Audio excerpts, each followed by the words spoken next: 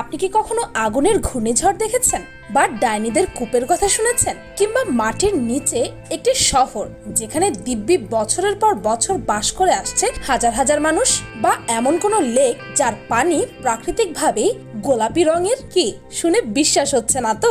অনেকেই হয়তো ভাবছেন এমন জিনিস আবার হয় নাকি। শুধু এগুলোই নয়, এই পৃথিবীতে আরো অনেক বিরল রহস্য লুকিয়ে আছে যার সৃষ্টির রহস্য উদ্ঘাটন করতে গিয়ে বিজ্ঞানীদের মাথার চুল পড়ে যাচ্ছে। কিন্তু সেসব অজানা রহস্যের কোনো কুলকিনারা করতে পারছেন না, খুঁজে পাচ্ছেন না পানির রং কিভাবে গোলাপি হলো, বা একা একা কিভাবেই বা কূপের ভেতরের পানি বাইরে উপচে পড়তে পারে। এগুলো কি তাহলে প্রকৃতির নিজের কিছু অপ্রকাশিত নিয়ম, নাকি অন্য কিছু? কিভাবে হচ্ছে এসব? এগুলো তো হয়তো ক্যামেরাবন্দি না হলে কখনো কেউ বিশ্বাসই করতো না যে পৃথিবীতে এমনও কিছু থাকতে পারে। আর অনেকেই হয়তো এই ব্যাপারগুলোকে জীবনে প্রথমবারের মতো দেখতে চলেছে। আর গ্যারান্টি দিয়ে বলছি, আজকের ভিডিওতে যা যা দেখবেন তা যদি না দেখে থাকতেন তাহলে বিরাট বড় মিস হয়ে যেত।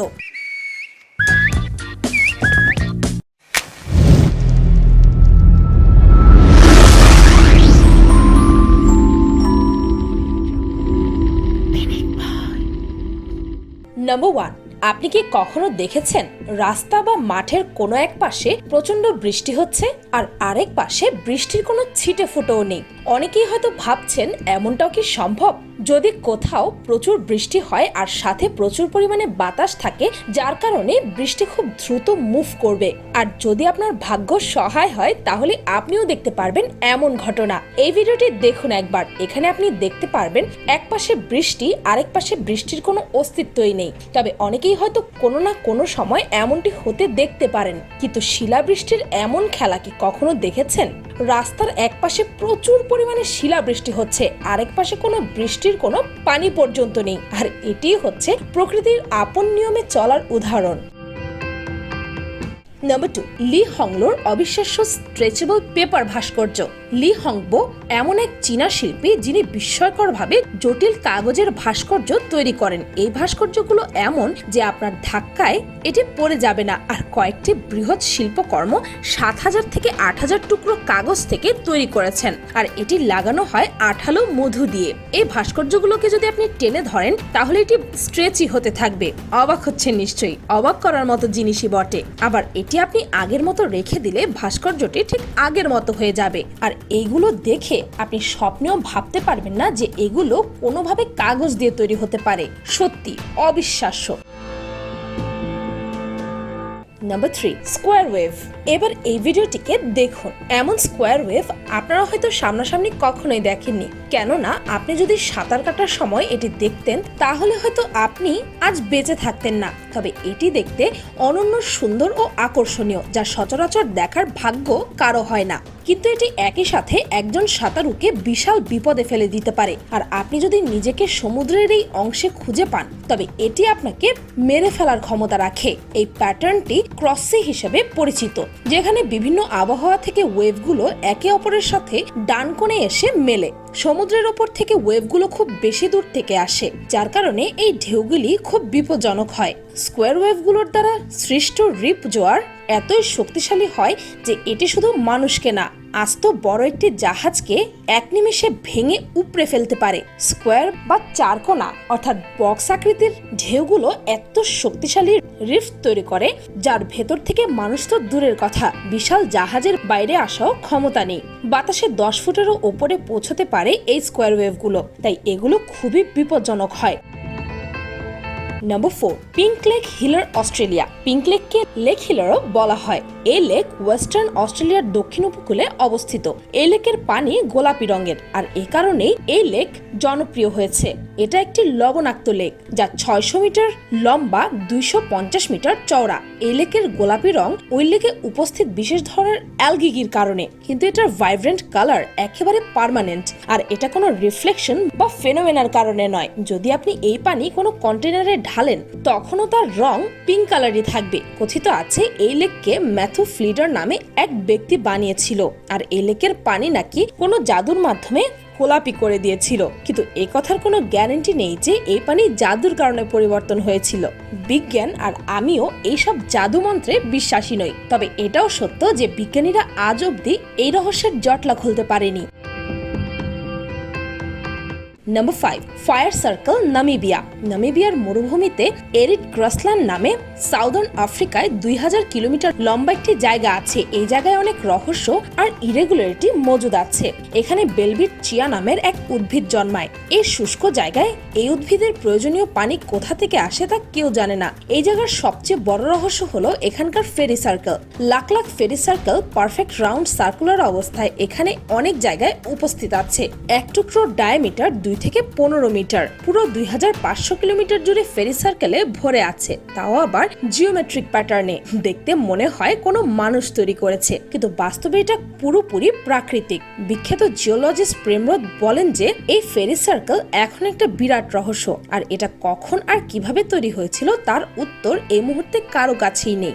সত্যিই তো, যেই মরুভূমিতে কোনো উদ্ভিদ জন্মাতেই পারে না, সেখানে উদ্ভিদ শূন্য এই ফাঁকা মরুভূমিতে এই উদ্ভিদগুলো কিভাবে এত সুন্দর আকারে জন্মায় তা সত্যিই এক বিস্ময়। Number 6, Guatemala sinkhole. সিঙ্কহোল আমাদের পৃথিবীর জন্য একটা স্বাভাবিক ব্যাপার। কিছু কিছু সিঙ্কহোল তো মানুষ তৈরি করেছে। প্রাকৃতিক সিঙ্কহোল স্বাভাবিকভাবে 3 ফুট চওড়া আর 18 ফুট গভীর হয়ে থাকে। কিন্তু এখন আমি আপনাদেরকে জানাবো গুয়াতেমালার এক ভয়ঙ্কর ঘটনা সম্পর্কে। 2010 সালের ঘটনা, যখন গুয়াতেমালা শহরে হঠাৎই 300 ফুট গভীর 65 ফুট চওড়া সিঙ্কহোল তৈরি হয়েছিল, আর এটি 3 তলা বিশিষ্ট এক বিল্ডিং কে গ্রাস করেছিল। ঘটনার সময় বিল্ডিং এ শুধু একজন ওয়াচম্যান ছিল, আর সে এই ঘটনার সময় মাটির ধসে মারা গিয়েছিল। এই ঘটনা কেন আর কিভাবে হলো তার সন্তুষ্টিজনক জবাব এখনো পর্যন্ত বিজ্ঞান দিতে পারেনি। আর সবচেয়ে মজার বিষয় হচ্ছে এই যে যখন এই বিল্ডিংটি হঠাৎ করে মাটির নিচে ঢুকে গেল, তখন আশেপাশের বাকি সবকিছুই স্বাভাবিক ছিল। শুধুমাত্র ওই বিল্ডিংটি মাটির নিচে ধসে গিয়ে সিঙ্কহোলটি তৈরি করেছিল। Number 7, fire tornado. Fire tornado হচ্ছে পৃথিবীর সবচেয়ে বিরল, বিস্ময়কর ও ভয়াবহ প্রাকৃতিক ব্যাপার। এক্ষেত্রে আকাশ থেকে জ্বলন্ত আগুন নেমে এসে সবকিছু জ্বালিয়ে দিতে থাকে, অনেকটা উল্কাপিণ্ড পড়ার মতো। প্রকৃতির ব্যতিক্রমী এই ঘটনাটা সাধারণত বন ও মরুভূমিতে ঘটে থাকে। এই আগুন দৈর্ঘ্যে 30 ফুট থেকে কোনো কোনো সময় 200 ফুট লম্বা এবং 20 মিনিট পর্যন্ত তা স্থায়ী হতে পারে। পরিবেশের জন্য ক্ষতিকর হলেও সে সময় প্রকৃতি সেজে ওঠে অসাধারণ হলুদ বর্ণে। এইটাই মূলত ফায়ার টর্নেডো। অনেকে এটাকে শয়তানের কাণ্ড বলে অভিহিত করে থাকে।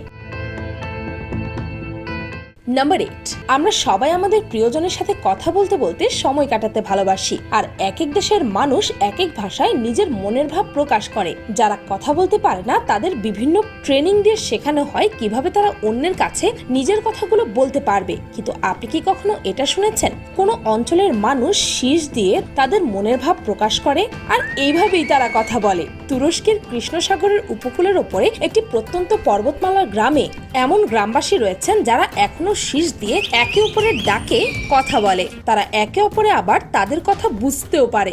শুনেই অবাক হচ্ছে নিশ্চয়ই, হওয়ারই কথা। এই ভাষাকে আবার অনেকে পাখির ভাষাও বলে থাকে। নাম্বার 9, মাটির নিচের শহর কুবার প্যাডি, অস্ট্রেলিয়া। আদিম যুগের মানুষের পাহাড়ের গুহায় কিংবা বনে বাদারে বাস করত, কিন্তু সভ্যতার বিকাশের সাথে সাথে মানুষ ঘরবাড়ি বানানো শিখলো। এভাবে প্রযুক্তিগত উন্নয়নের ধারাবাহিকতায় আজ আমরা এই সুন্দর পৃথিবী পেয়েছি।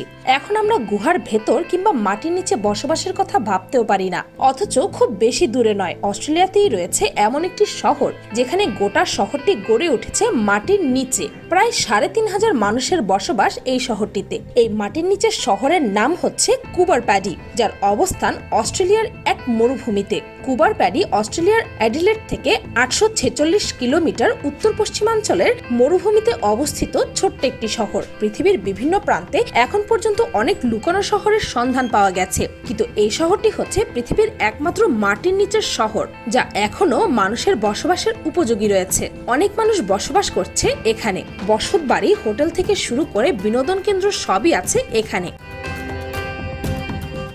নাম্বার 10, ডাইনিদের কূপ। নামটা শুনলেই মনের মধ্যে কেমন যেন একটু ভয় ধরানো অনুভূতি সৃষ্টি হয়। মনে হয় এটা বুঝি এমন কোনো কূপ যার ভেতরে ডাইনি বসবাস করে। ধারে কাছে কেউ গেলেই ধরে নিয়ে যাবে কুয়ার ভেতরে, তারপর ঘাড় মোটকে খেয়ে ফেলবে। আসলে কিন্তু ব্যাপারটা মোটেও তেমন নয়। সেই আলোচনায় আসছি এখন। কূপ বা কুয়া বলতে আমরা সাধারণত কি বুঝি? মাটিতে গোল করে কাটা গভীর গর্ত, যার উপর থেকে অনেক নিচে পানি দেখা যায়। দড়িতে বালতি ঝুলিয়ে সেই গভীর কূপ থেকে পানি তুলতে হয়। কুয়া কুয়া অথবা কূপের কথা শুনলে নিশ্চয়ই এমন একটি দৃশ্য আপনার চোখের সামনে ভেসে উঠবে, কারণ বাংলাদেশের গ্রাম অঞ্চলে এখনো অনেক জায়গায় এমন গভীর কূপ দেখা যায়। কিন্তু যদি আমি বলি, এমনও কূপ আছে পৃথিবীতে যার বাইরে দড়িতে বালতি ঝুলে থাকে, আর কূপ বেয়ে পানি উপচে পড়ে চারিদিকে, আর এত বেশি পানি গড়িয়ে পড়ে যে কূপের চারপাশে মোটামুটি ছোটখাটো একটা বন্যা বয়ে যায়। কি বিশ্বাস হচ্ছে না, তাই না? বিশ্বাস না হওয়ারই কথা, কিন্তু এরকম একটি কূপ সত্যি সত্যি আছে পৃথিবীর বুকে। মানুষ এই কূপের নাম দিয়েছে ডাইনিদের কূপ। প্রকৃতির অদ্ভুত এই সৃষ্টি রয়েছে এস্তোনিয়ার উত্তরাঞ্চলের তুহালা গ্রামে। প্রায় 3000 বছর আগে নির্মিত হয় এই কূপ। এই কূপের গভীরতা কিন্তু মোটেও খুব বেশি নয়, মাত্র 2.5 মিটার। আর এই গভীরতায় বেরিয়ে আসে এত পরিমাণ পানি, আসলেই অবিশ্বাস্য ব্যাপার, যা শুধু বর্ষাকাল এবং শীতকালেই দেখা যায়। Number 11, door to hell, Turkmenistan. নরকের দরজা খুলে আছে পৃথিবীর বুকে। 1971 সালের ঘটনা, যখন সোভিয়েত জিওলজিস্ট কারাকোম মরুভূমিতে প্রাকৃতিক গ্যাসের সন্ধানে তিনি ড্রিল করেছিলেন, আর শেষমেশ উনি গ্যাস খুঁজেই পেয়েছিলেন। কিন্তু ড্রিল করার সময় ওই ড্রিল মেশিন গ্যাসের ওপরের পাথরের সাথে ধাক্কা লাগে, আর সেই জায়গায় পুরোপুরিভাবে দেবে গেল। আর সেখানে কর্মরত কিছু জিওলজিস্টও সেই গর্তে পড়ে গেল। পরে সেই গর্তে আগুনের উৎপত্তি ঘটে, যার ফলে সেখানের গর্তে পড়ে যাওয়া জিওলজিস্টরা মারা যায়, আর তাদের লাশও খুঁজে পাওয়া যায়নি। ধসে যাওয়ার পর সেই জায়গা 9 মিটার চওড়া আর 30 মিটার লম্বা গর্তে পরিণত হয়েছিল, যেখানে আগুন জ্বলে আজ অব্দি। কারণ সেই গর্তে অনেক মিথেন গ্যাস আছে, যা 48 বছর জ্বলার পরও শেষ হয়নি। দেখতে তা অনেকটা দোজখের দরজার মতো, যা রাতের বেলাও অনেক ভয়ঙ্কর দেখায়। দেরবেজ শহরের তাপমাত্রাও এর কারণে অনেক বেশি। আজকের সময় এই জায়গা পর্যটন কেন্দ্রে পরিণত হয়েছে, আর পৃথিবীর অনেক জায়গা থেকে লোকজনও অদ্ভুত এই দৃশ্যকে দেখার জন্য এখানে ভিড় জমায়। বিজ্ঞানীরা বলেন যে এই আগুন কতদিন জ্বলবে তার সম্পর্কে কেউ বলতে পারবে না। পৃথিবীতে এমনও কিছু প্রাণী আছে যারা বাচ্চা জন্ম দিয়েই মারা যায়। কোন প্রাণী আপনি কি জানেন? মাকড়সা। মাকড়সার ডিম পেড়ে নিজের বাচ্চার জন্ম দিতে সে নিজের জীবন উৎসর্গ করে দেয়। কতটুকু ত্যাগ করে তার বাচ্চার জন্য। পৃথিবীতে বর্তমানে 87 লক্ষ জীব রয়েছে, যার অর্ধেক সম্পর্কেও হয়তো আমরা ভালোভাবে জানি না, কিন্তু আমরা নিজেদেরকে সৃষ্টির শ্রেষ্ঠ জীব বলে দাবি করি। কিন্তু আমাদের চেয়েও হয়তো তীক্ষ্ণ বুদ্ধিসম্পন্ন প্রাণী পৃথিবীতে আছে, যার সম্পর্কে হয়তো আমরা এখনো পর্যন্ত জানিই না। কোনোদিন হয়তো সেই রহস্য উন্মোচন হবে, কিন্তু তখন কি হবে? আমরা কি নিজেদের শ্রেষ্ঠ ভাবা ছেড়ে দেব? ব্যাপারটা এমন হয়ে গেল না যে একটি রেসে প্রতিযোগী ছাড়াই প্রথম হয়ে গেলাম আমরা। তাই বলবো, আমাদের মানুষের অন্যান্য পশু পাখি থেকে অনেক কিছু শেখার আছে, জানার আছে। এদের মানুষের মতো ভাষা না থাকলেও এরা অনেকেই বৈশিষ্ট্যগত দিক থেকে মানুষের চেয়েও অনেক উন্নত। ভিডিওটি ভালো লাগলে লাইক, কমেন্ট, শেয়ার এগুলো তো আপনারা অটোমেটিকলি করবেন, অযথা এগুলো বলে সমালোচনা না করে। আর হ্যাঁ, পিনিক পাই চ্যানেলের অফিসিয়াল ফেসবুক পেজের লিংক এই ভিডিওর ডেসক্রিপশন ও ফার্স্ট কমেন্টে পিন করা আছে। প্রতিনিয়ত পিনিক পাইয়ের ভিডিওগুলো ফেসবুকে দেখতে ও তার পাশাপাশি নতুন কিছু ভিডিও যেগুলো আমি ইউটিউবেও আপলোড করব না, সেগুলো আমি ফেসবুকের সেই পেজটিতে আপলোড করব। তাছাড়াও আপনাদের মধ্যে যারা যারা আমার সাথে পার্সোনালি কথা বলতে চান, নিজের কোনো প্রবলেমের সলিউশন চান, তারাও আমার সেই পেজটিতে লাইক করে আসতে পারেন, এবং সেই পেজে মেসেজ করলে আমি অবশ্যই আপনার মেসেজের রিপ্লাই দেব। তাই পিনিক পাইয়ের এই অফিসিয়াল পেজটিকে লাইক করতে ভুলবেন না যেন। জীবনে প্রথম দেখা এই টপিকে পিনিক পাইয়ের আরো অনেক ভিডিও আছে, সেই ভিডিওগুলোর লিংক এই ভিডিওর ডেসক্রিপশনে পেয়ে যাবেন। আর আমার চ্যানেলটিকে সাবস্ক্রাইব করে বেল আইকনে অল নোটিফিকেশন অন করতে ভুলবেন না যেন। শুধুমাত্র এভাবে পিনিক পাইয়ের প্রতিটি ভিডিওর নোটিফিকেশন আপনার কাছে পৌঁছে যাবে। আজকের মতো পর্যন্তই, দেখা হচ্ছে পরের ভিডিওতে।